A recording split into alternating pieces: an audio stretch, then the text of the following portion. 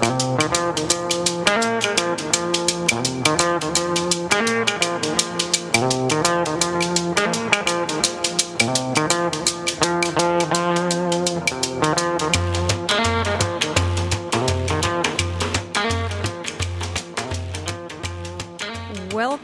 to Talk of the Bay on KSQD. This is your host, Suki Wessling. And today I welcome into the studio the one, the only, the notorious DNA. Welcome, DNA. Hello, squid people.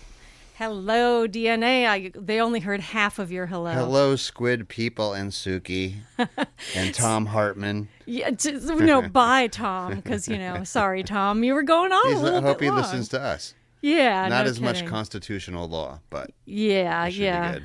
Yeah, exactly.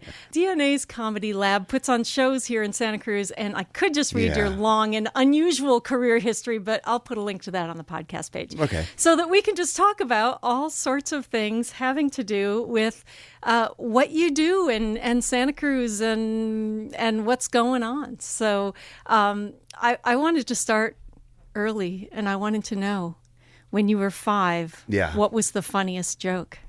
Oh, well, I was a weirdo. By around 5 or 6, I started already putting on shows. I've been putting on shows for people my whole life. It's kind of a neuroses, I guess. And back then, my favorite thing to do was I would recite Dr. Demento songs for my family. The shows that I put on, the thing I found out was if there was a family gathering, like for a holiday or a birthday, I could put on a show in the basement and charge everybody $1. And they would come down and watch me recite Dr. Demento songs, do magic comedy, little ventriloquism. I'm more of a narrative comedian. Jokes, whatever. I mean, I don't know, we're probably around the same age. I mean, jokes were like Bazooka Joe comics. Dixie cups had jokes on them. Uh-huh. Like their jokes were everywhere. Popsicle sticks had jokes on them. And he would just read those. And then I grew up in New Jersey, so any other joke I heard was extremely inappropriate. Yeah. And we're not doing those tonight. No. Sorry, people. Sorry, folks. If you want to hear inappropriate, you're just going to have to attend one of DNA's comedy labs.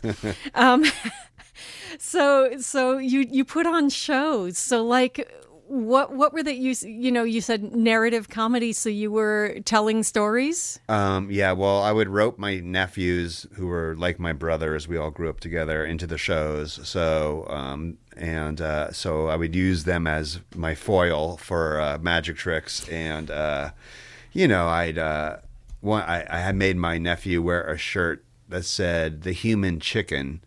And I made him run around the audience like a chicken, and then the magic was I'd pull eggs out of his ears, and that's worth $1. Yeah, well, that's worth $1.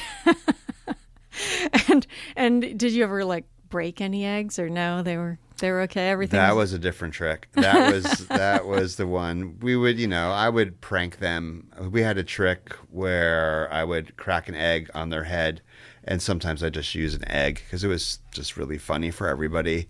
And that's where I learned that comedy was better than magic. It would be a good trick to do it and nothing happens, but it's even funnier if you crack the egg on their head. But I mean, it was interesting to me because I didn't find out much later because nobody else in my family was doing any performance. No one else was an entertainer. And I found out much later that my namesake, my great uncles, my grandfather's brothers, they all ran a place in the Borscht Belt, the Anderson Hotel. And the Anderson Hotel was a big deal during the 1950s, and I didn't know anything about it because it burned down and the history was lost. And then I found a bunch of pictures and asked my mom when she was alive, and the guy I'm named after, my great uncle, he booked the entertainment, which is what I do now.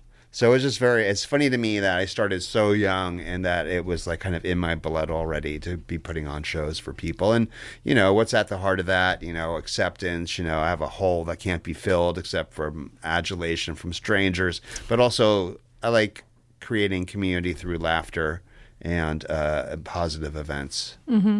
So have you watched Mrs. Maisel? I watched a little bit. It bothered me she wasn't Jewish, and then I stopped watching it. I know. That bothers me too. There are just so darn many funny Jewish actresses out there. I don't know what happened there. I know a lot of them that could have done it. She does a great job. I mean, sure, I haven't watched a whole lot.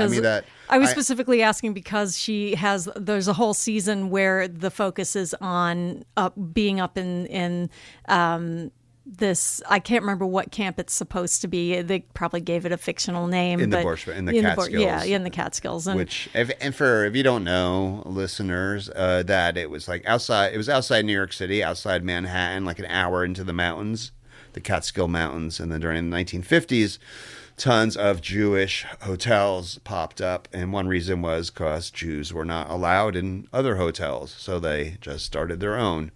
And the entertainment up there, Mel Brooks was a guy who just hung out at the pool and made people laugh. Mm-hmm. I found the Anderson Hotel, my grandparents' hotel, in Sid Caesar's autobiography, where he talked about the Sid Caesar, who arguably was the guy who started all television and sketch comedy. You could draw a line from him to Saturday Night Live pretty easily. And he was a musician in another hotel playing saxophone. And then the comedy act in my grandparents' hotel, one of the guys in the act was sick.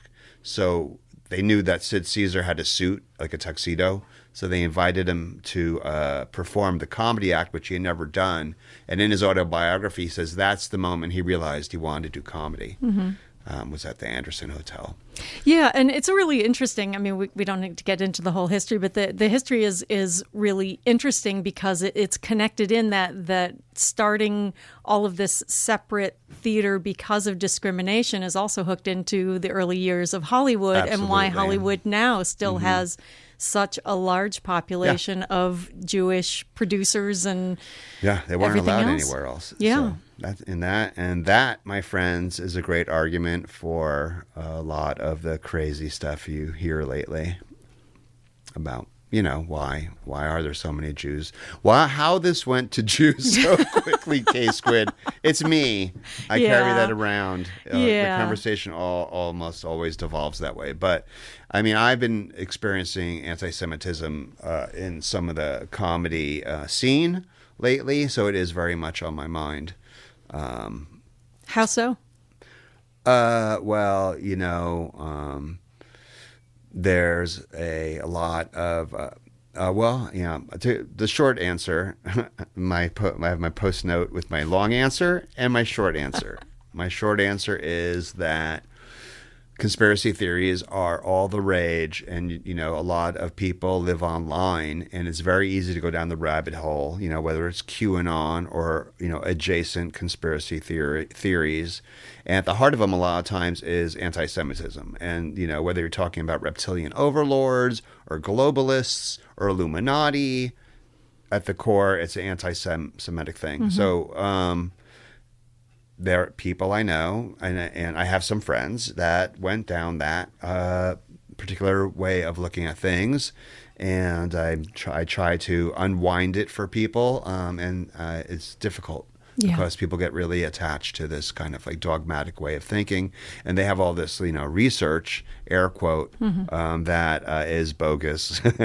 Yeah, and it's such a hard time.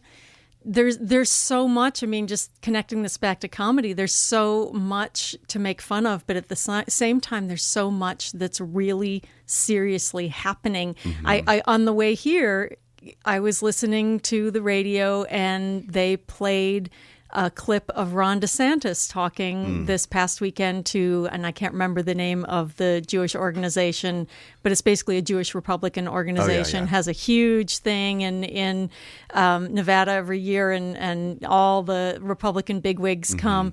And he's talking about all the things that the Republican Party has done for, more specifically for Israel and Israeli Americans, but for Jews. And yet I was talking back to the radio saying, but you're allowing you're enabling these people who are just deeply into these conspiracy theories, which are.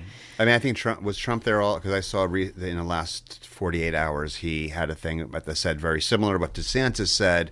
And he's just like, the American Jews got to try harder. And it's like, you wink and nod to neo-Nazi groups and right-wing hate. So to bring it back to comedy, one of the things I've done here in Santa Cruz was I started comedy at the Blue Lagoon. And that's coming around 17 years now of comedy at the Blue Lagoon. And when I ran it, and I'm starting to run it again in 2023, hope my wife isn't listening.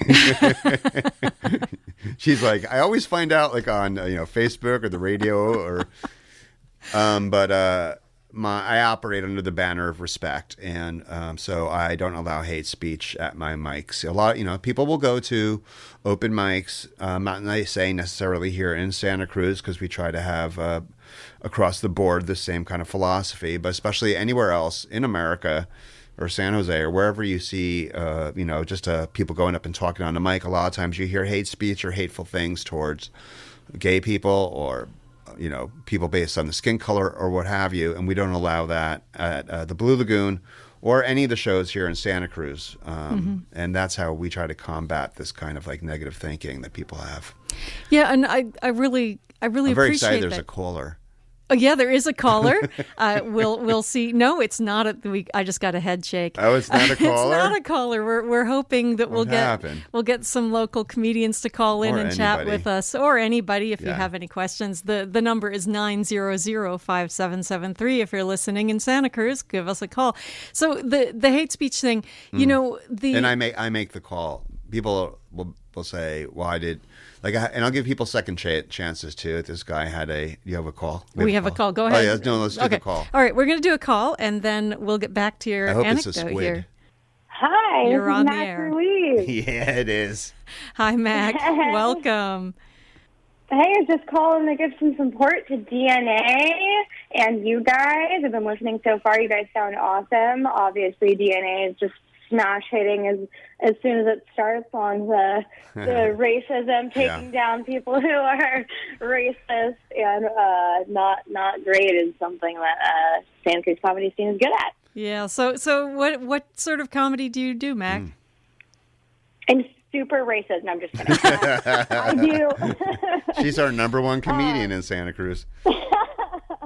I do a lot of like self-deprecating humor. I like to look at my life and all the trauma that I've been through and try to make it funny somehow. Mac runs various rooms, but she has a show tonight at Rosie McCann's. Ooh, it's okay. Free. Do we say prices on K-Squid, or that's a no-no? Free is good. You can say free. Free is good. You can say free. It's free. It's a free show tonight every Monday at Rosie McCann's. It's been going on like 5 or 6 years now, and she is the host tonight at Rosie's 8 o'clock show. If you want to do comedy, come at 7:30 and sign up unless you're racist. Well, yes, here in Santa Cruz, we are not putting up with that. So no, we're not. So Mac, what how would you describe the Santa Cruz comedy scene? It's great. I'd say that we've been super resilient in coming back from after, the peak pandemic, after March 2020. We definitely, thanks to DNA and all of the other comedians in town that have put in a lot of love, sweat, and tears to the scene, we're coming back, and we're not quite exactly where we were before, but we've got a lot of shows. We've got stage time for lots of comedians, and we still get people who come from not just the Bay Area, but everywhere, all over the states here that come and perform, and it's really cool. You can see a lot of really wonderful comedians here in Santa Cruz that people pay a lot of money to see in LA and all the big clubs, and so it's pretty good. It's a good place to be if you're starting out too. Yeah, and as far as the audience goes, is there a big, passionate group of regulars? Do you get lots of tourists? On a Monday night, I'm guessing it's not so many tourists, but I might be wrong. Really, Monday night, it's definitely like college students or people who are already at Rosie McCann's and then hear us shouting things into a microphone and say, I want to hear what's going on. But yeah, we definitely have big supporters in the community. I have to say that the Santa Cruz community has been super supportive as far as I've seen.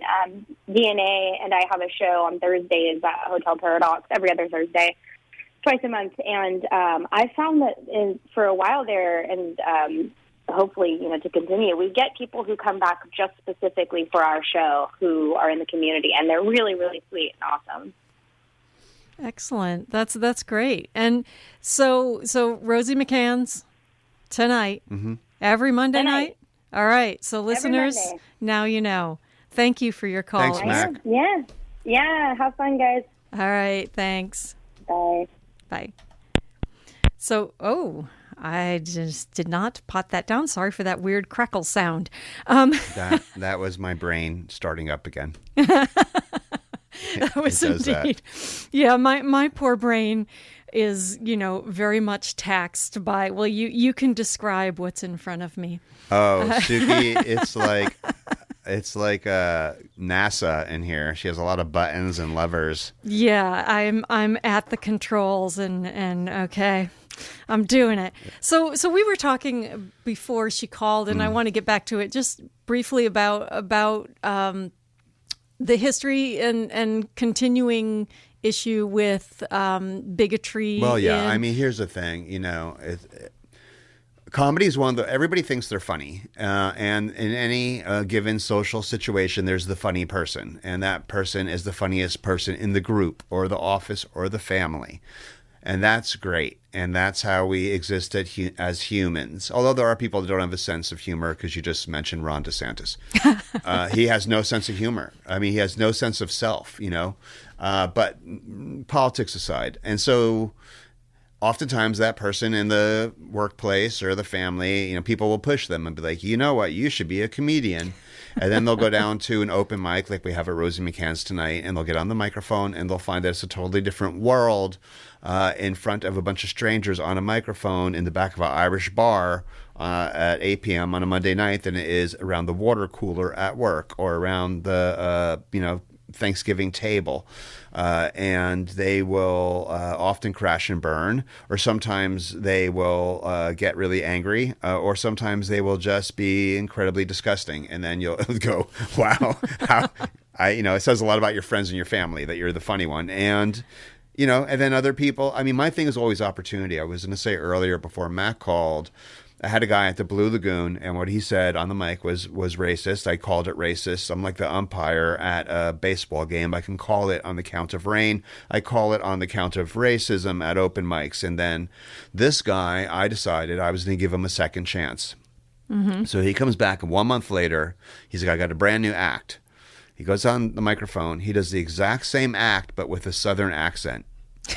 And I have not booked him since. He's still out there floating around. I am not surprised. We are going to take a quick break, and we'll be right back with more Talk of the Bay.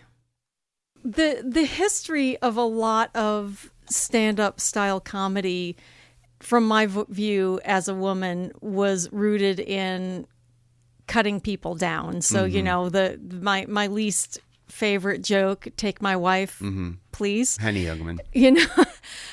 This whole sense of identify who is weaker and poke them, and that's funny. Right. So we're getting past that. Well, I don't know about that. I mean, I think I exist in a bubble of Santa Cruz. I mean, I do perform other places, and I think once you leave the safety net.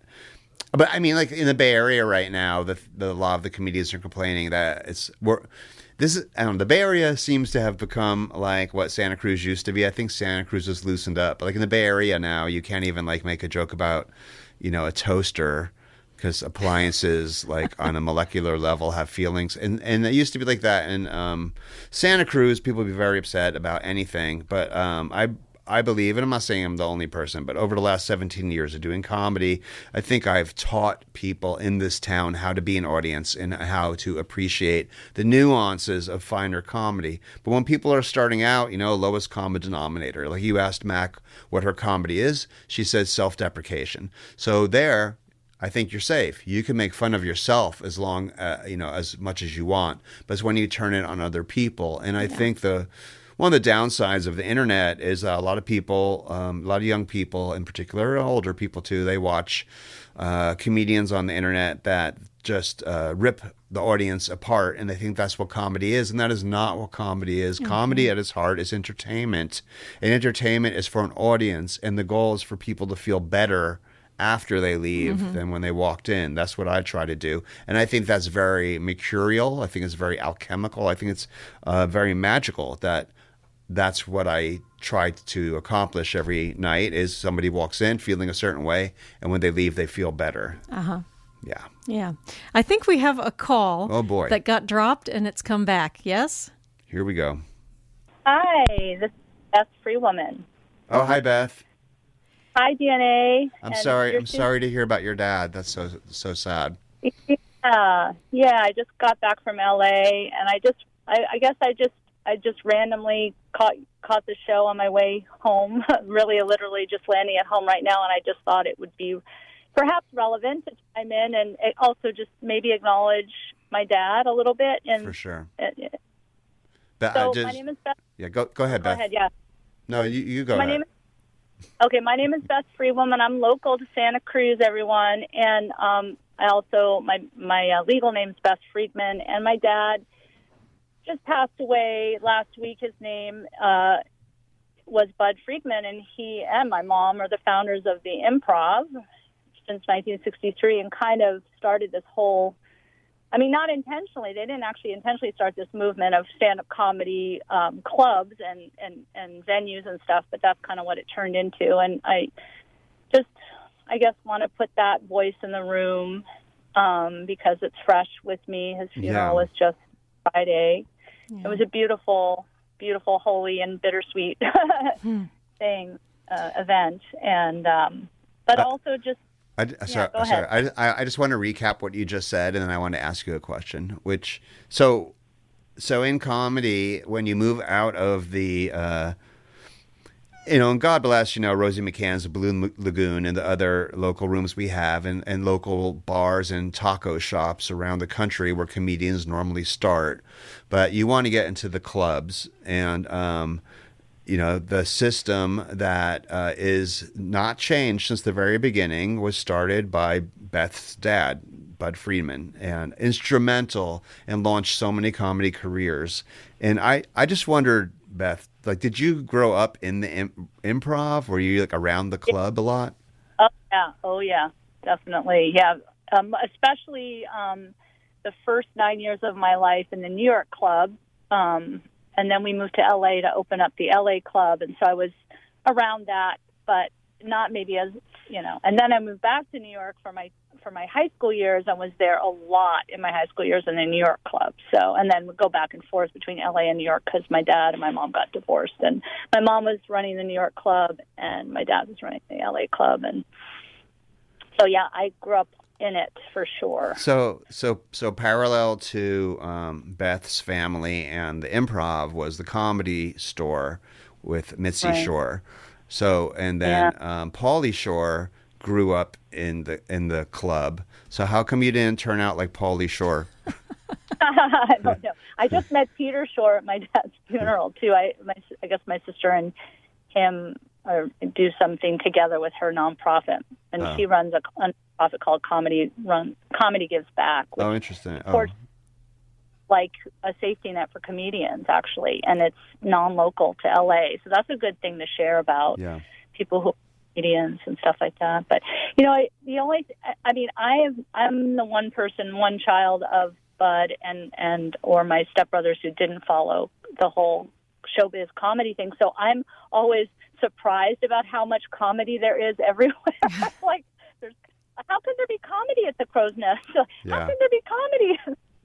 I'm still kind of in my, just because I didn't grow, I didn't continue to immerse myself in it, but it is a testament to the movement and to the art form. And I want to commend, I love that what you're talking about actively being anti-racist, because that's something that I have been having my own experience of and really committed to. And so it's so amazing that that's kind of, at least in Santa Cruz, but maybe hopefully beyond Santa Cruz, is like something that people are not taking a stand for, because comedy really has been, in my experience, people, one-upping, and, so I'm appreciating what your conversation has been about. So let me ask you, how did your dad feel about the direction that something that he started went in? What was his sense of what has happened with this germ of an idea that he started? I think he's pleased partially because he rode the wave. I think that was part of why he was so successful, as he had, at least got the sense that there was a demand for it. And, he did a lot of franchising in the very beginning, kind of pre-bubble, of the Improv in many, many locations. And it was what helped his success. And that was kind of a driver for him. So, from that standpoint, he was very pleased. But I think he is a snob. He was a snob at heart. So he might have had some, judgment or something about, maybe the widespread nature of it. But see, the last 8 years of his life, he had aphasia, he had a stroke. And so, conversing with him was more challenging. So, but that would be a great conversation for my sister, because my sister is in the biz. Maybe, I don't know if the show focuses on comedy, or I don't know. No, just tonight, but I will definitely connect with you on that, because it would be interesting to talk to her. Because she knows so much more about the biz than I do, and I just thank you for taking the call, and I'll just say that what I got out of being witness, I haven't even read or kind of listened to all the tributes that are happening in honor of Budd, my dad, because it's been a busy, time back and forth between Santa Cruz and LA for me the last couple weeks. But what I understand, and also from that and from what I've noticed, and also from the funeral, and it's just like how widespread his impact was, and the ripple effect of it. And that is beautiful. And I know he would be so pleased, to be recognized in that way, because as he got, I think, more, just less in the foreground, and more in the background, as he kind of was in semi-retirement and stuff, he would still wear his improv cap. He still wanted to be recognized and quasi-famous. He liked that, and so, wow, this is better than that. This is better than being recognized because you're wearing an improv cap or whatever. This is your life made a difference. Totally. Yeah, no kidding. It's really powerful. And I'm kind of proud of my dad in a way, for all the ways I wanted him to be proud of me. Yeah, well, you should be. Thank you so much for your call. That was really interesting, and our condolences on your loss. Thanks, Beth. Yeah. Thanks, DNA. We'll be in touch. Take care. Okay. Bye-bye. Blessings. Bye.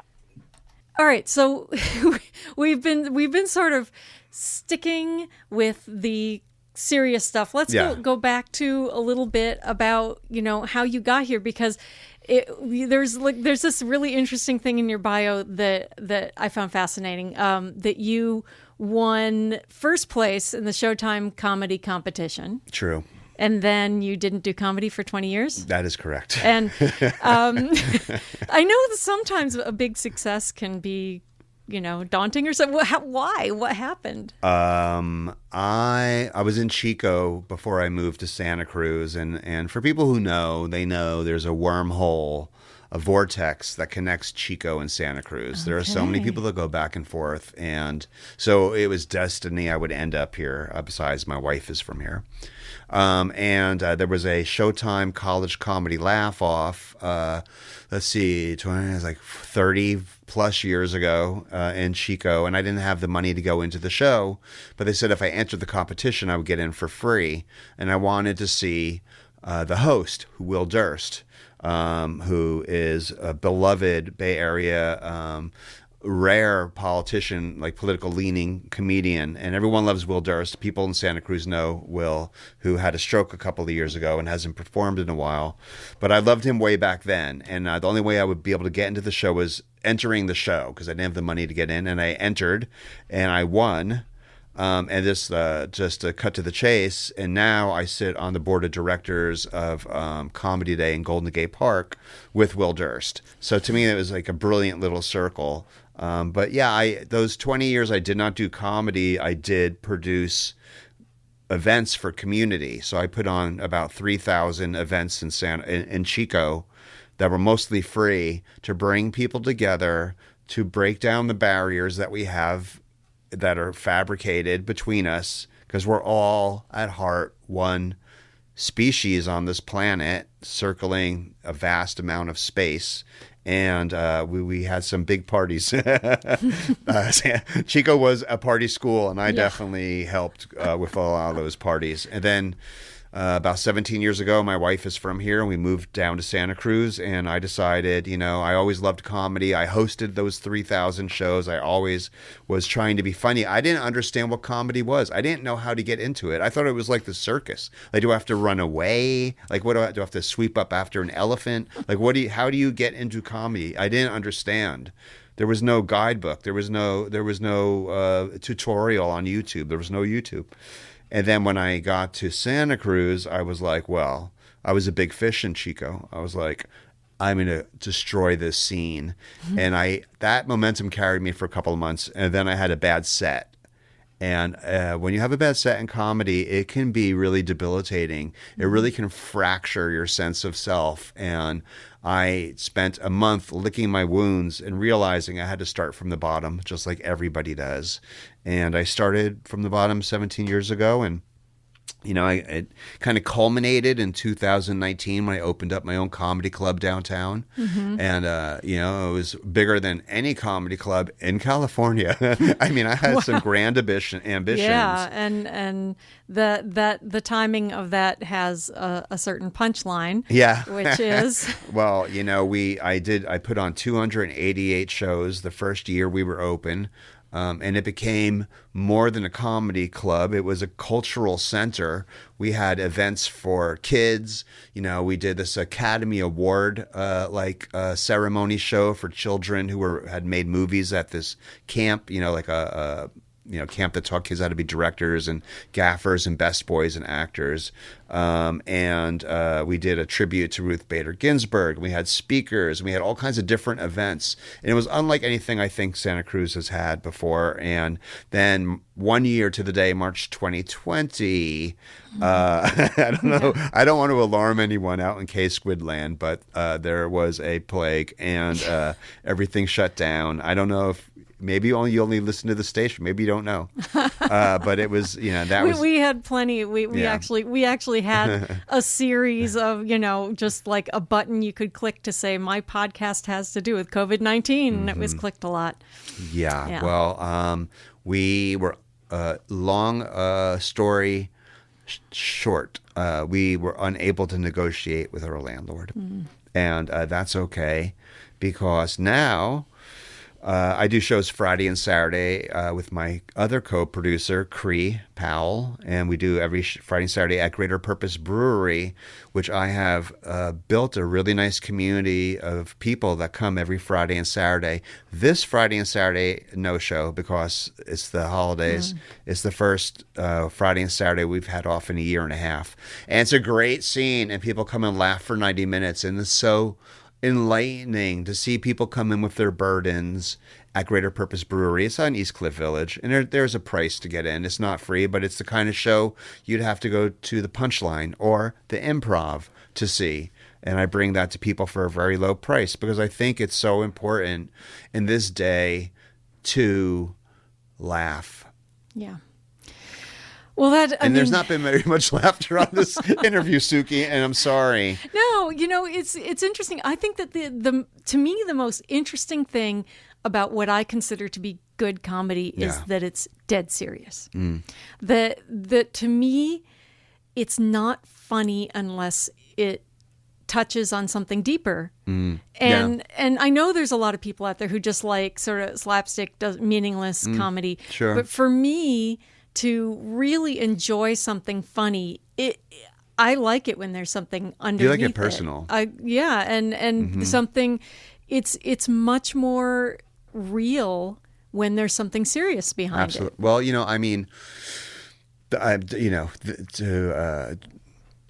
have a lot of friends who are brilliant joke writers, and when they perform, you laugh because their writing the craftsmanship is so good. But when they're done, you don't know who they are.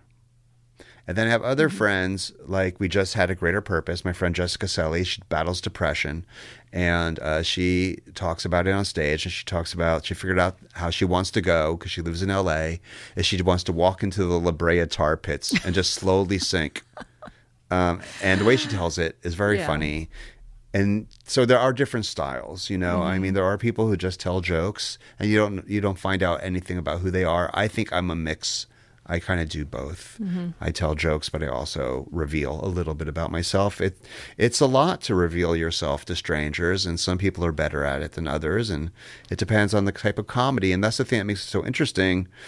We've done 104 shows at Greater Purpose, and none of them repeat. They're all different, and I bring in different comedians every week. And just that's so many comedians. That's in between that. I mean, I did Blue Lagoon for 14 years, every single Thursday. I did almost 800 shows. Every show was different. And I think that's what I love about comedy. It's constantly changing. It's like a river. It's like never the same. It's water. It's cold. You know what a river is, but every time you go into it, it's different. And the same with a comedy show. If done well, it's always surprising. And that's how we have repeat people come to our shows. And, we have shows 7 nights a week now in Santa Cruz. We did build back from how it was pre-pandemic. All right. Well, we will talk more with comedian DNA in just a minute after this break. This is Talk of the Bay. This is Talk of the Bay. I'm Suki Wessling, and I am here with local comedian DNA. Hello. And we're talking about pretty much the opposite of tomorrow's Talk of the Bay show. I love the serious political shows, but I read that, and as I read that, because I'm in this sort of stand-up comedy thought, space, I'm thinking, oh, there's definitely a joke here because we've got some pretty heavy stuff going on, and I told you my personal bias is comedy that's meaningful.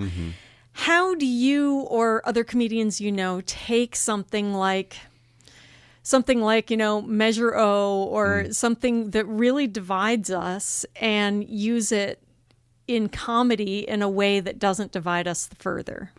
Well, I mean, I think a lot of comedians are extremely narcissistic. I mean, the thing is, political issues, like a lot of people think, I don't want to go to a comedy show and hear about what they think about Trump. I'm tired. You never hear that. I mean, all these shows I do at Greater Purpose Brewery on Fridays and Saturdays at 7:30 p.m., except this week because it's a holiday, I can't even remember the last time I've ever heard a political joke because, again, we want you to feel better after you leave. We're not up there to take hard issues, dissect them necessarily, and make them more digestible for you. Sometimes somebody will do that, but a lot of times we are there for entertaining people. I'll try to dive into it again, not to come full circle, but this antisemitism thing's been really on my mind because it happened at a club, not here, but in San Francisco, and I got called into it as the resident Jew, which I didn't know I was. And then I started running it through my mind nonstop. How do I make this funny? How do I take this and change it around so I can process it for myself and maybe I can help? And I have not come to that. I have not come to that yet. On that note, I will say I wrote a story that's on the cover of Good Times that comes out in 2 days, and it is about my neighbor, Karen Babbitt, who lives up in Ben Lomond. I know Karen. You know Karen. She was my kid's teacher. Yes. When he was in high school, my younger kid. Yes. Yeah, she's great. So, hi, Karen. Karen has an amazing story. I don't want to give too much away because I think you should read it. Comes out in Good Times in a couple of days. And her parents' story, I really don't want to give anything away. I will say her dad invented Goofy.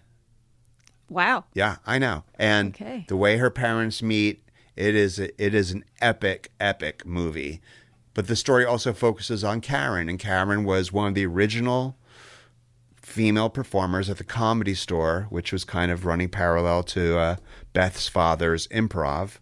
And it's her story about what it was like coming up as a comedian in the 80s, and also kind of shows you where it is now. Is it better for women right now? Yeah, it is better, but it is also the same biases and misogyny that happens. Most people who run comedy clubs and rooms are men. Do men have biases against women? They certainly do. And how does that come out? So, is it the comedy world a perfect scene? No, we deal with our own nightmares. I think there's a lot of policing that we do with our own people being comedians. And I said this the other night, and this is an interesting thing about comedy people don't realize. If you're the best basketball player at Loudon Nelson Park, you don't know anybody in the NBA. Nobody else. You're the best guy. You're the best basketball player. You don't have that connection to the top. In comedy, it's a very small, insulated world. And I'm 1 degree. I know people that open for Sarah Silverman or any of the top name. Like, I'm very close to everybody. So the comedy world does self-police a lot. And we like look at America right now. Institutions are failing. Mm-hmm. Colleges, remember that thing where people were still paying $40,000 to go to UCSC online during? It's so everything's out of proportion to what needs to be, and I'm not announcing my presidency, but if I was, I just don't understand why there's no one running for office who's like, what we need to do? Feed every child. Mm-hmm. House people that don't have homes. Let's take care of our weakest people. Let's make education free so we can become the smartest country, have a renaissance. Like, nobody ever seems to want to really make anything better. And I can't I'm not Harry Potter. I can't wave a wand and make things better, but I can try through these comedy shows, these 90-minute experimental excursions of the mind, because we're not, it's nothing fancy. It's just us using words to interact with your mind to cause you to laugh, which brings oxygen to your brain, and it's healthy. Laughter is the best medicine. Reader's Digest. You kids don't know Reader's Digest. No, they don't. But you talked about politics and comics, and it's not like a comedian could run a country and vanquish one of the superpowers or anything. I will say that the president of the Ukraine started out as a comedy. Yes, indeed. That's who I was referring I'm sorry. to. Okay, no, all right, good. Yes, I was actually. I was trying.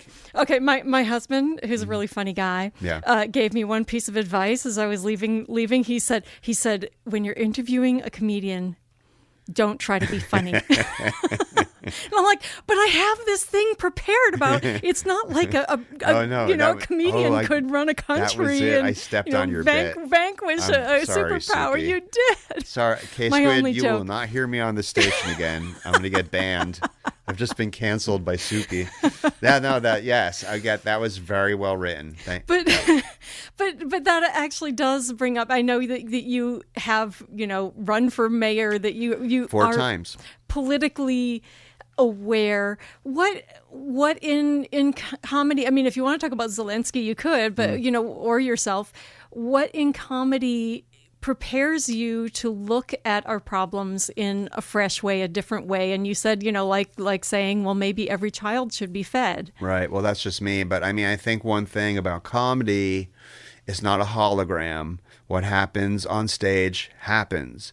If a comedian is on stage and someone spills a drink, drops a glass, and they don't respond to that in the moment, then you don't feel like this person's actually there and they're not really paying attention. So comedians have to become hyper aware when they're on stage of everything going on in the room as well as not losing their train of thought about, or if they do, to have the ability to recall and come back to where they were. I saw a comedian who I love, who plays in Santa Cruz a bunch. He's very smart. His name's Sammy Obey, and I love Sammy, and I've known him since he started, and we were at the Crow's Nest, and he said the thing, kind of a trope, or trite or something like that, to a woman in the front row who wasn't responding the way he thought she should.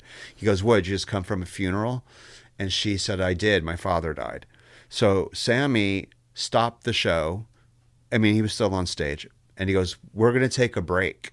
And he sat down on the stage and he talked to this woman for 5 minutes to bring her back to a place where she recognized she was not being made fun of. It was a thing that happened, and she was now prepared to continue to enjoy the show. And then Sammy dug himself a huge hole. No one's laughing. It got very heavy. And because he's a professional who does it 1,000 times a year, he's in the Guinness Book of World Records, he was able to bring the show back on its feet and get people laughing again. So it's a unique skill set to be a successful comedian. But the core is you got to be funny. You have to be. Well, you have to be. Yeah. But so if you were mayor of Santa Cruz, I guess. Yeah. I mean, now you can actually, run and me and Justin Cummings. Yeah. So what?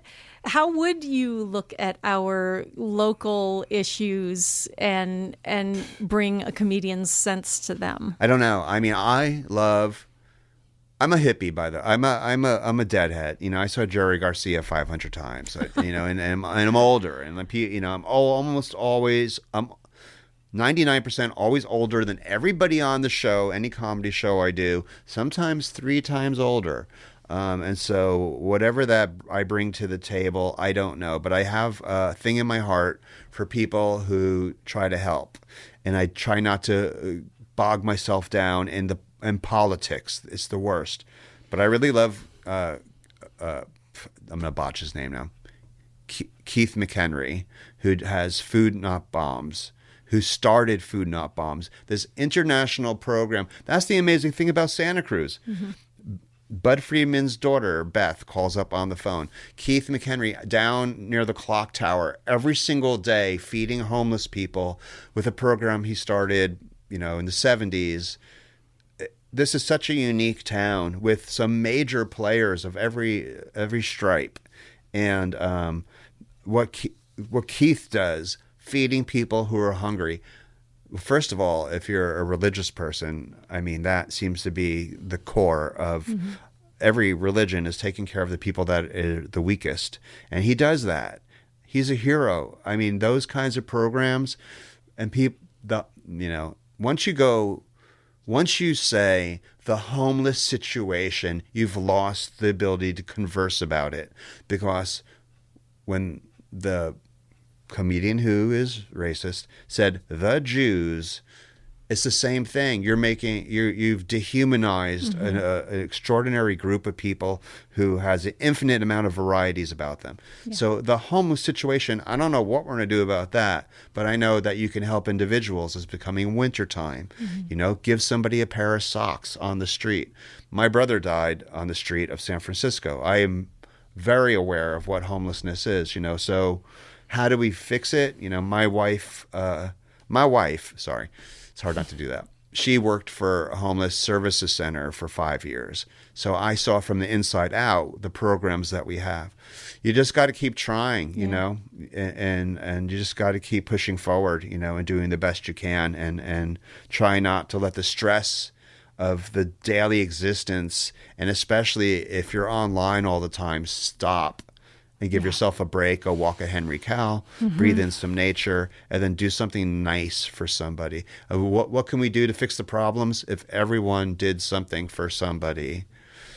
When I was in Chico, we had homeless people, and part of my mayoral campaign was to take a homeless person home. That was my campaign. How are we going to cure the problem? Take a homeless person home. We did. We had a house. We had about 18 people in our house living there. And was it ideal? No. But, you got to keep trying. You do. Don't give up. I love what you said about as soon as you say the homeless situation, because I don't think that most people think about it that way, because I think that we all understand that saying the Jews immediately says that you're not paying attention to the fact that you're talking about a huge group of individuals, right? We're understanding that, but the homeless doesn't feel the same. But your point is that if we think of the homeless situation as a bunch of individual people and what can we do for them, that completely turns around our perspective on it. Yeah, and especially, there's so many heartbreaking stories of people who fell through the crack, and, whether it's a single mom or a single dad, or they, and if you knew them, if you heard their story, you would try to help them, because you don't know them, you don't. So, it's also the giving season. So, give money to HSC. What are they called? I don't know what they're called anymore. They're called something different now. Well, I'm going to have a group of local... Keith. Go down to Food Not Bombs and drop off something for Keith. A group of local philanthropists on Santa Cruz Gives and the Volunteer Center. So my next show, which I believe is in 2 weeks, or maybe it's in 3, I'd have to look at the calendar. But you can follow KSQD on all of your social media, or you can get our newsletter, or you can go to our website, ksqd.org, and find out. But so we only have a couple minutes left. And so I wanted to ask you... to talk a little bit about, you've mentioned what you're doing now, but, give a little promotion to what people can do in Santa Cruz. Hey, K Squiddies. What is the nickname for your fans? Squidheads? Squidheads would fit the average age and deadheadedness of. I have to say that I saw the picture of Jerry. I took a picture of the picture. Yeah, I'm a little on the outside here. I think as far as my musical. No, we have all sorts of musical tastes here at K Squid. But yeah, we should be Squidheads. Well, Squidheads. You can go to DNAsComedyLab.com. And you can see all the shows I have coming up, and you can read about the comedians and their biographies, and get a taste for who you want to go see. And then if you follow me on Facebook or Twitter, or Instagram or TikTok, my handle is @vote, like you're going to vote for me for president, VOTEDNA. And you can find me, Vote DNA. And then I usually every week post listings of every single show we have on every night. Starting next weekend, we're at Greater Purpose every Friday and Saturday. And I have, for the first time in my life, made merchandise. Comedians often have shirts or stickers. And I have made... socks. All right. Yeah, you can get DNA socks. DNA and then socks. You could buy a pair and then go give it to a homeless person. Well, great. Well, thank you so much. Thank you, Suki. And Thank man, you, that's Squid. loud. I would like you listeners to check out ksqd.org for a podcast of this show, which will have links to information we've discussed so you don't have to write down all that stuff. Thanks for listening, and please return again tomorrow at 5 p.m. for more Talk of the Bay.